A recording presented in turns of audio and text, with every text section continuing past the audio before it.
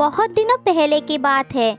जंगल में मोती नाम का एक कौवा अपने बच्चे के साथ घर बनाकर बड़ी आराम से जिंदगी बिता रही थी। कुछ दिन पहले उसके पति को एक बाज ने मार दिया था। मोती के बच्चे का नाम था राजू। वो बहुत जिद्दी था। वो सुबह से ही मीठा फल खाने की जिद कर रहा था। इसीलिए मोती अपनी सहेली तोते के साथ मिलकर मीठा फल ढूंढ रही थी, मगर अभी तक उसे पूरे जंगल में मीठा फल नहीं मिली थी। फिर वो थक कर एक पेड़ के डाली पर बैठ जाती है। मोती बहन, चलो घर चलते हैं, शाम होने वाली है। अंधेरा हो गया तो हम रास्ता ढूंढकर घर नहीं जा पाएंगे। लेकिन तोता बहन, मेरा बेटा तो आज सूखा दाना बिल्कुल नहीं खाएगा। वो कल से ही मीठा फल खाने की जिद कर रहा है। अब मैं मीठा फल कहाँ से लाऊं? मोती बहन, अब तो मीठा फल का मौसम नहीं है। तुम अपने बेटे को समझाओ कि हर फल मौसम का होता है। ऐसी खाने पीने की वस्तु पर जिद करना ठीक नहीं है। जब जो खाना मिलेगा उसे ही हमें खाना चाहिए। तोता बहन, मेरा बच्चा पहले कभी ऐसा नहीं था। अपने पिता के मृत्यु के बाद ही वो जिद्दी हो गया है। क्या करूं मैं? ये सब बात करते करते वो दोनों वही सूखा दाना लेकर शाम होने से पहले ही घर पहुंच जाते हैं।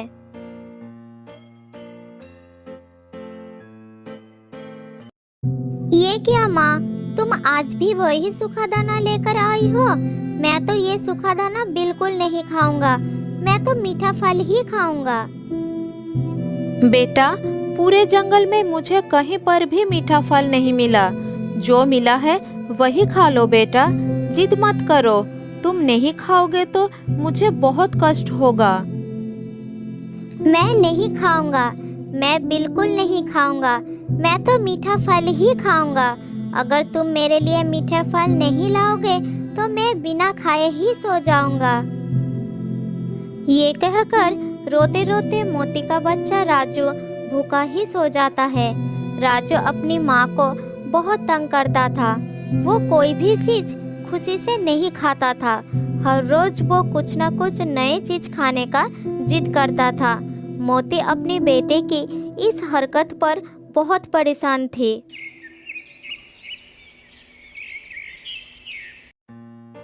अगले दिन सुबह मोती सोचती है कि आज वो अपने बेटे को सीख जरूर देगी। इसीलिए मोती बीमार होने का नाटक करती है और वो अपने बेटे से कहती है, राजू बेटा, मेरी तबीयत ठीक नहीं है। आज तुम जंगल में जाओ और अपने लिए मेरे लिए कुछ खाना लेकर आओ। मैं आज बिल्कुल बाहर नहीं जा पाऊंगी बेटा। आज तुम्हें ही खाने पीने का इंतजाम करना होगा। लेकिन माँ, मैं कहाँ से भोजन लाऊंगा? मुझे तो जंगल का कुछ पता नहीं है कि भोजन कहाँ से मिलेगा। मैं कभी अपने घर के बाहर नहीं गया। तुम बाहर जाकर देखो बेटा। वहाँ तुम्हें तोता मौसी और कबूतर काका मिलेंगे। तुम उनके साथ चले जाना और जहाँ से वो भोजन ढूंढे तुम भी वहीं से ढूंढ लेना। हमेशा उनके साथ रहना और उनके साथ ही वापस आना। फिर ना चाहते हुए भी राजू अपने घर से बाहर आता है। वो सीधा कबूतर काका के पास जाता है। कबूतर भोजन ढूंढने जाने ही वाले थे।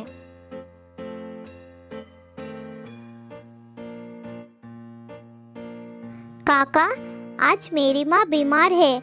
मैं भी आपके साथ भोजन ढूंढने जाऊंगा। आप मुझे ले जाएंगे ना काका?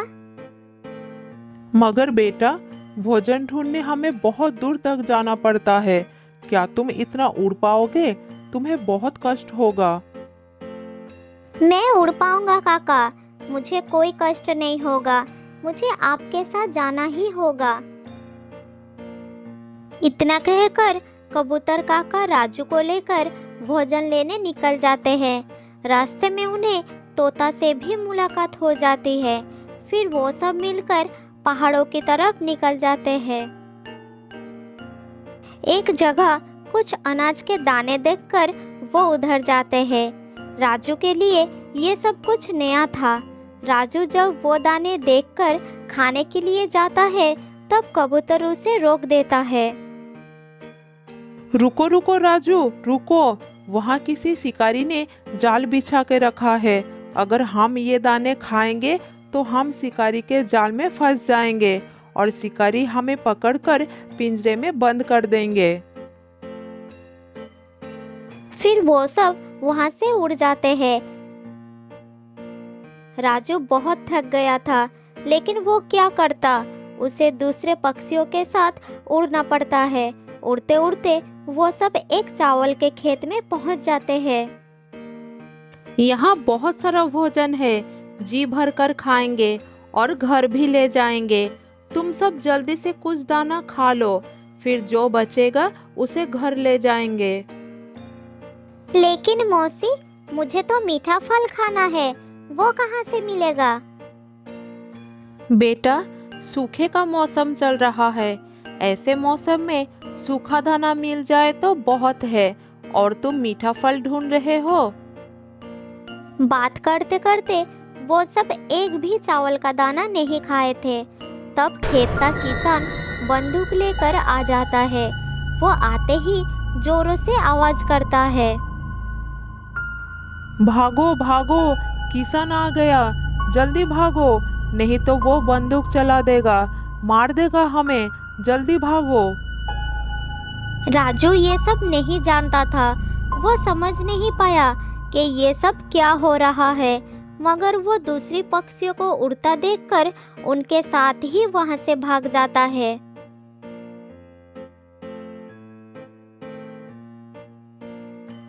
थोड़ी दूर जाने के बाद सबने देखा कि एक सूखे पेड़ पर एक चील बैठा है। चील को देखकर सब रुक जाते हैं। तब कबूतर कहता है, सावधान हो जाओ, सामने चील है, कोई आगे मत बढ़ो, नहीं तो वो हमें मारकर खा जाएगा, हमें किसी और रास्ते से जाना होगा। फिर वो सब दूसरी दिशा में चले जाते हैं। इस तरह वो दिन भर इधर उधर भटकते रहते हैं। शाम होने जा रही थी। फिर एक नदी के किनारे कुछ अनाज के दाने मिल जाते हैं। सब पक्षी अपना अपना दाना उठा लेते हैं। राजू भी अपने मुंह में 2 दाने उठा लेता है और वो सब घर के तरफ उड़ चलते हैं। आज राजू को एहसास हो रहा था कि भोजन ढूंढना कितना मुश्किल काम है और वो घर बैठकर अपने माँ को कैसे तंग करता है।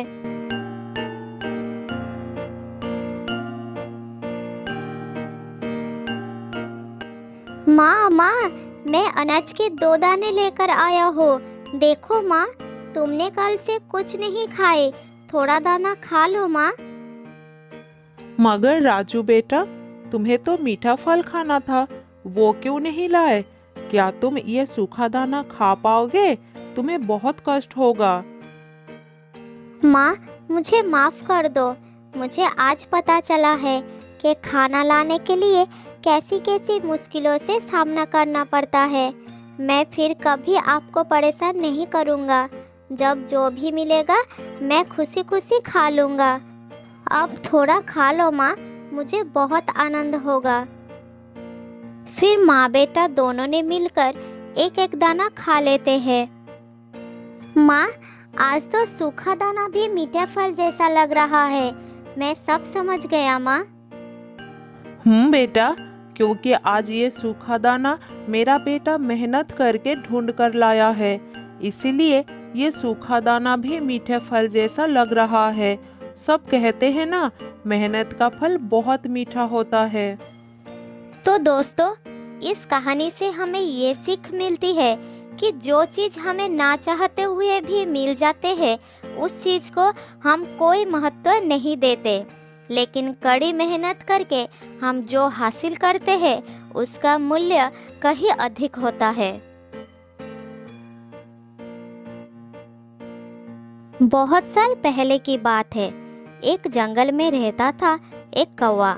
कौवा एक बड़े पेड़ की डाल पर घोंसला बनाकर रहता था। एक दिन कौवा भोजन की तलाश में निकला।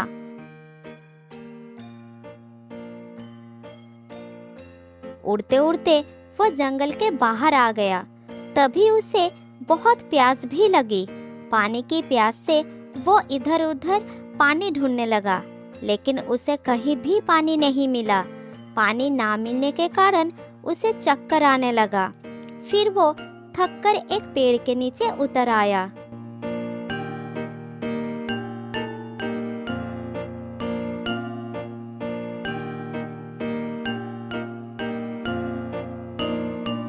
उस पेड़ के नीचे एक छोटा सा बिल था। उस बिल में एक चूहा रहता था।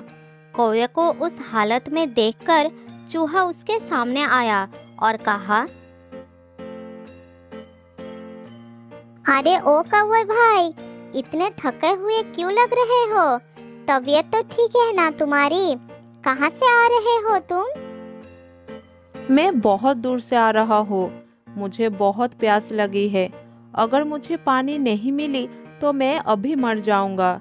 क्या तुम मुझे मदद नहीं कर सकते? मुझे मरने से बचा लो। मदद करो मेरी।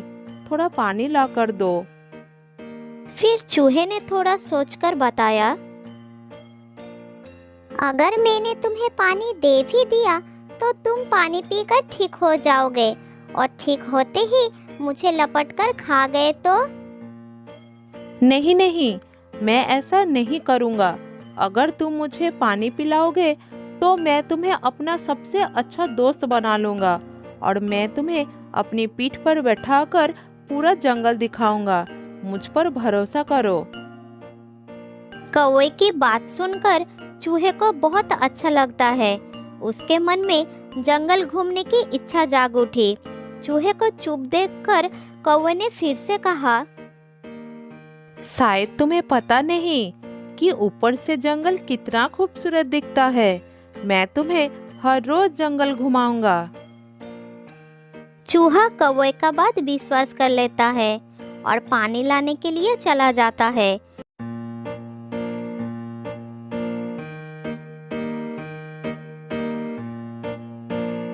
थोड़ी देर बाद चूहा पानी लाकर कौवे को देता है। पानी पीकर कौवे के जान में जान आ जाता है। फिर चूहे को धन्यवाद देता है। तुम्हारा बहुत बहुत धन्यवाद दोस्त। अगर आज तुम मुझे पानी नहीं पिलाते तो शायद मैं मर ही गया होता। तुमने मेरी जान बचाई, इसीलिए आज से हम दोनों दोस्त हैं। फिर वो दोनों बात करने लगे, लेकिन चूहे को जंगल में घुमाने की बात कौवा बिल्कुल भूल जाता है। तभी चूहा उसे याद दिलाने के लिए कहता है, कौवा भाई, तुमने मुझे वादा किया था कि तुमने अपनी पीठ पर बैठाकर पूरे जंगल घुमाओगे। चलो, अब तुम मुझे अपनी पीठ पर बैठाओ और जंगल दिखाओ। अभी नहीं, अभी देखो कितनी धूप है। इस धूप में तुम्हें बहुत कष्ट होगी। शाम को जब धूप नहीं होगी तब मैं तुम्हें ले चलूंगा। तब तक तुम मुझे अपनी परिवार से क्यों नहीं मिलाते? मैं तुम्हारे परिवार से मिलने के लिए बहुत बेचैन हूँ। बुलाओ ना दोस्त सबको। सबसे बात करके मुझे बहुत अच्छा लगेगा, और बात करते करते समय भी काट जाएगी। फिर मैं तुम सबको जंगल घुमाने ले चलूंगा। चूहा व्हील की तरफ मुंह करके आवाज देकर सबको बुला लेता है। फिर चूहा कौवे के बात सबको बताता है। सब सुनकर वो सब राजी हो जाते हैं। दोस्त, तुम्हारा परिवार तो बहुत बड़ा और अच्छा है। तुम सबसे मिलकर मुझे बहुत अच्छा लगा। मैं शाम को अपने चूहे दोस्तों को अपना पीठ पर बैठाकर जंगल दिखाने वाला हूँ। क्या तुम सब भी ऊपर से जंगल देखना चाहोगे? हाँ हाँ, क्यों नहीं क्यों नहीं, हम सब तुम्हारे साथ चलेंगे। पर हम तुम्हारी बात पर भरोसा कैसे करें? जंगल दिखाने के बहाने अगर तुम हमें खा गए तो? और हमें तुम्हारे बारे में कुछ ज्यादा जानकारी भी नहीं है। मैं बहुत साफ दिल का हूँ। मैं मांस खाने वाला कौवा नहीं हूँ। मैं सिर्फ फल और सब्जी खाता हूँ। इसीलिए तुम सबको परेशान होने का कोई जरूरत नहीं है। ऐसे ही बात करते करते दिन ढल गई। शाम होने वाली थी। तब कौवा बोला, देखो, शाम होने वाली है। अब तो धूप भी नहीं है। चलो सब एक एक करके मैं सभी को जंगल घुमाता हूँ। मुझे तो रात होने से पहले ही अपने घर पे पहुँचना है।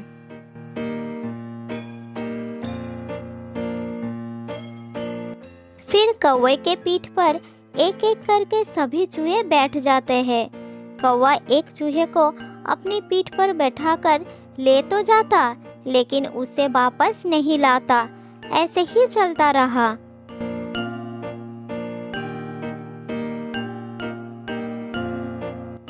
एक एक करके सबको ले जाने के बाद कौवा जब वापस लौटा, तभी चूहे दोस्त ने उसे पूछ ही लिया, कौवा भाई, जिसे आप अपने साथ ले जा रहे हो उसे तो वापस नहीं ला रहे हो। तुम उन्हें कहाँ छोड़कर आ रहे हो? मुझे तो कुछ समझ नहीं आ रहा। अच्छा ये बात है, तो सुनो। वो दूर जो पहाड़ दिख रही हो, मैं सबको जंगल दिखाकर सभी चूहे को उस पहाड़ पर छोड़कर आ रहा हूँ। वहाँ से रात के समय जंगल और भी खूबसूरत दिखता है। तुम्हारा सभी साथी वहाँ मौजूद है। अब तुम भी मेरी पीठ पर बैठ जाओ। मैं तुम्हें भी तुम्हारे दोस्तों के पास ले चलता हूँ। अब मेरे पास ज़्यादा समय नहीं है। देर हो रही है। मुझे घर वापस जाना है। ये बात सुनकर चूहा कौवे के बातों में आकर उसकी पीठ में बैठ जाता है और कौवा उसे लेकर उड़ जाता है। थोड़ी दूर जाने के बाद चूहा कौवे को पूछता है, कौवा भाई, एक बात समझ नहीं आ रही। तुम मुझे जंगल की ओर ना ले जाकर इस ओर कहाँ ले जा रहे हो? जंगल तो उस तरफ है। तुम मुझे कहाँ ले जा रहे हो? जल्दी बताओ। अरे दोस्त, तुम मुझे अच्छी तरह से पकड़कर चुपचाप बैठे रहो। बिल्कुल डरो मत। मैं तुम्हें इस जंगल से भी ज़्यादा खूबसूरत जगह पर ले जा रहा हूँ। वो जगह ज़्यादा दूर नहीं है। थोड़ी देर और बैठो। कौवे की बात सुनकर चूहा थोड़ी देर के लिए चुपचाप हो जाता है, लेकिन अब उसे डर लगने लगा। फिर वह मन में साहस जुटाकर दोबारा कौवे को कहता है, कौवा भाई, मैं और कोई जंगल या खूबसूरत जगह नहीं देखना चाहता। तुम मुझे मेरे दोस्तों के पास ले चलो। नीचे ले चलो मुझे। मैं कोई और जगह नहीं देखना चाहता। कौवे ने चूहे की बात मान ली और वो उसे नीचे ले आया, क्योंकि इस बार वो उसे भी खाना चाहता था।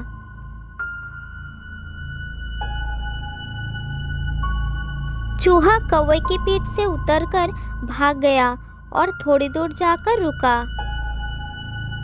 तुम यही सुनना चाहते हो ना कि मैंने तुम्हारे दोस्तों को कहाँ छोड़ दिया है? तो सुनो, मैंने तुम्हारे दोस्तों को कोई जंगल नहीं दिखाया। मैंने सबको जंगल दिखाने के बहाने खा लिया है। तुम्हें पता नहीं क्या कि प्यास के साथ साथ भूख भी लगती है और मुझे खाने को कुछ तो चाहिए था, इसलिए उन्हें खा लिया। ये तुमने ठीक नहीं किया। हमने तुम पर भरोसा किया, लेकिन तुमने हमें धोखा दिया। मैं तुम्हें नहीं छोड़ूंगा। हाँ हाँ हाँ, तुम सबको बेवकूफ़ बनाने में मुझे जरा भी देर नहीं लगी। तुम्हारे सभी साथी अब मेरे पेट में हैं। अब तुम्हारी बारी। कौवे की बात सुनकर चूहे को बहुत गुस्सा आ जाता है। वो अपने गुस्से पर काबू नहीं रख पाया। फिर वो दौड़ा और अपनी नुकीली दांतों से कौवे का गला पकड़ लिया। कौवा दर्द से चिल्लाने लगा, लेकिन चूहा नहीं छोड़ा। मुझे छोड़ दो चूहे भाई, मुझे छोड़ दो। मैं दोबारा कभी ऐसा नहीं करूँगा। छोड़ दो मुझे, बहुत दर्द हो रहा है। चूहा उसका गला नहीं छोड़ा। फिर कौवा वहीं तड़प तड़प कर मर गया। इस प्रकार चूहा अपने दोस्त और परिवार की हत्या का बदला लेता है। फिर दुखी होकर अपने घर वापस चला जाता है।